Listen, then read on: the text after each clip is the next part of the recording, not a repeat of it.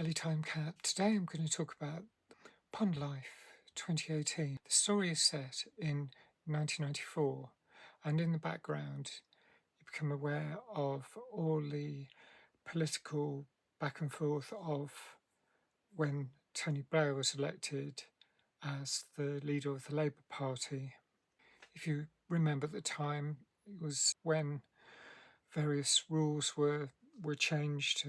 Clause 4 was removed and Labour became New Labour. So this film is set in a mining community on the outskirts of Doncaster in South Yorkshire, mining an area of coal pits that were closed in the 70s and 80s, and a lot of pit closures.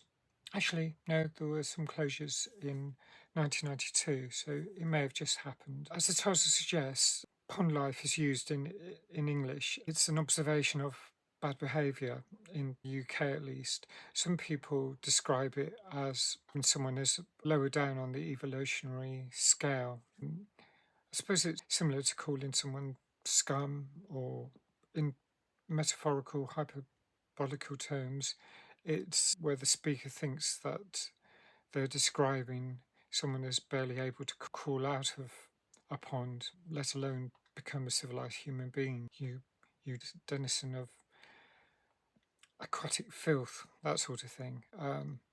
So that's my interpretation, reading in between the lines. But there's also the literal sense of a pond, the life that goes on within it. And the film opens at a decoy pond where some folk are fishing, and sitting around fishing is where a lot of the events that unfold in this film take place.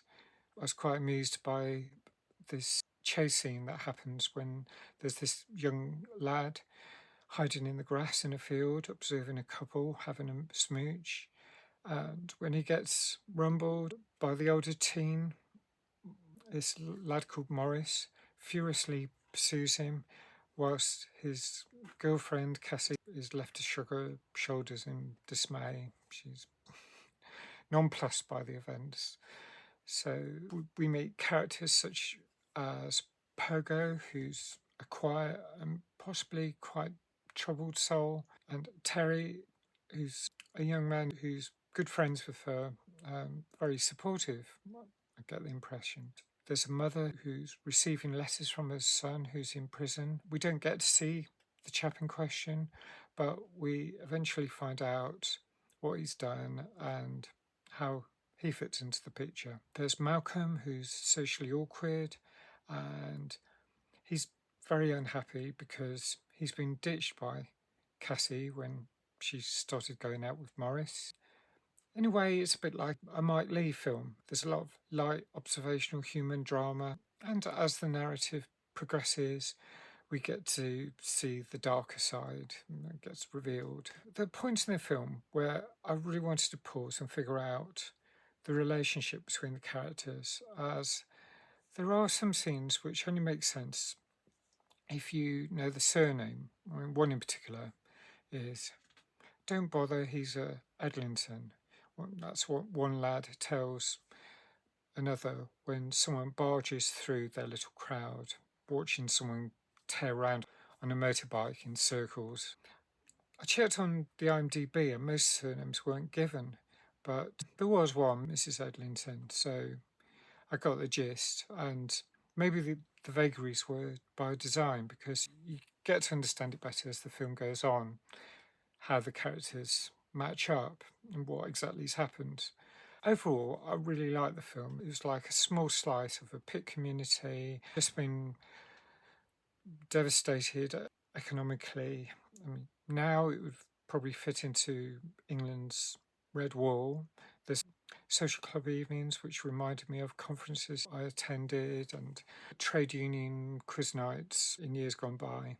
It just had a similar feel, and so really sort of cosy get together with people having a beer. And the quizmaster makes a mistake early on with Tony Blair, which I thought was quite funny as well.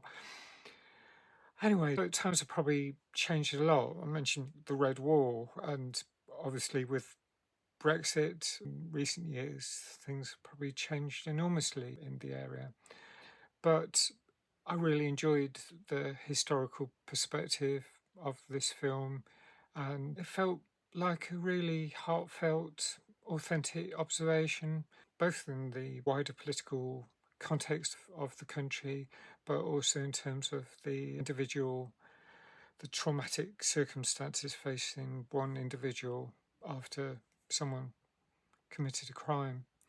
So I thought, yeah, brilliant film. I'll give it 7.5 out of 10. So if you've seen it, let me know what you think. Any observations, anything I missed. Thanks for watching. See you again soon. Bye.